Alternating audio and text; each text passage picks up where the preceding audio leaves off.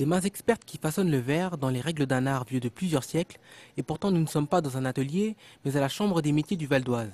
Cette organisation a décidé de donner un petit coup de pouce à ses artisans en organisant cette vente exposition.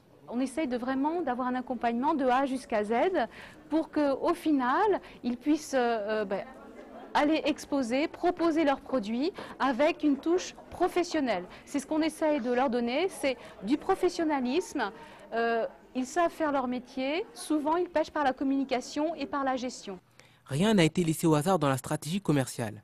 Dès l'entrée, on est accueilli par l'œuvre de cet artisan mécanicien, une Austin Iné de 1958 complètement retapée de fond en comble. Je fais intervenir un artisan sellier pour tout ce qui est siège, moquette, revêtement de tableau de bord et capote, puisqu'on voit bien que c'est une voiture décapotable. Et donc là, il a fallu faire une capote entièrement neuve.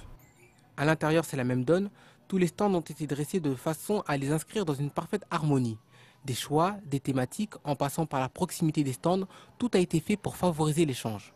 Ça nous permet de rencontrer d'autres artistes, de se créer des réseaux, ça peut donner des idées. Ça nous permet aussi de rencontrer des gens totalement nouveaux, qui peut-être peuvent devenir des clients potentiels. Les clients semblent ravis. Ils peuvent faire leur achat de Noël tout en admirant les artisans à l'œuvre.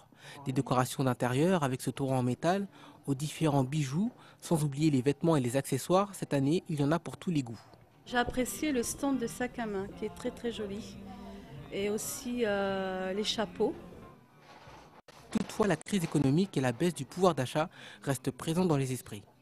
Le gros problème actuellement, c'est que j'ai beaucoup de clients, j'ai beaucoup de travail, mais les clients sont un petit peu réticents à dépenser de l'argent dans la sauvegarde du patrimoine, puisqu'effectivement, avec la crise, ce n'est pas tellement la priorité. Après le succès de la première édition qui avait réuni plus de 700 visiteurs en 3 jours, les organisateurs entendent bien, avec ces 4 jours de vente et ces 40 exposants, atteindre les 2000 visiteurs.